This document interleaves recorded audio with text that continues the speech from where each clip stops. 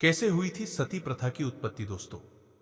एक समय की बात है जब भारत में सती प्रथा का प्रचलन था। यह एक ऐसी प्रथा थी जिसमें पति की मृत्यु के बाद पत्नी को उसके पति की चिता में जीवित जलना पड़ता था। इस प्रथा की उत्पत्ति की कहानी एक राजा की है जिसका नाम था राजा शिवदत्त। वह एक शक्तिशाली और न्यायप्रिय राजा था, लेकिन उसकी पत्नी की मृत्यु के बाद वह इतना दुखी हुआ कि उसने अपने जीवन को समाप्त करने का फैसला किया।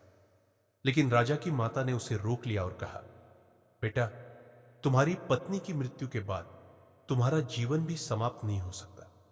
तुम्हें अपने राज्य की देखभाल करनी होगी। राजा ने अपनी माता की बात मानी और अपने राज्य की देखभाल करने लगा, लेकिन वह अपनी पत्नी की याद में हमेशा दुखी रहता था। एक दिन राजा ने एक आराशी से मिलकर कहा, महात्मा, मैं अपनी पत्नी की याद में बहुत दुखी हूं। क्या आप मुझे कोई उपाय बता सकते हैं जिससे मैं अपनी पत्नी के साथ फिर से मिल सकूं? राशि ने कहा, राजा, तुम्हारी पत्नी की आत्मा को शांति मिलेगी जब तुम्हारी पत्नी की तरह ही कोई और महिला अपने पति के साथ जीवित जलेगी।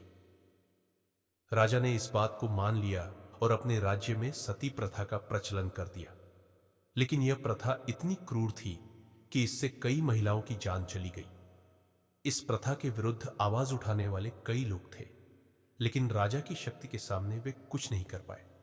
लेकिन एक दिन एक महिला ने इस प्रथा के विरुद्ध आवाज उठाई और कहा, यह प्रथा अन्यायपूर्ण है, हमें अपने जीवन का अधिकार है। इस महिला की बात सुनकर राजा को एहसास हुआ कि उसने एक गलत प्रथा को प्रचलित किया। उसने इस प्रथा को समाप्त करने का फैसला किया और अपने राज्य में महिलाओं के अधिकारों की रक्षा की।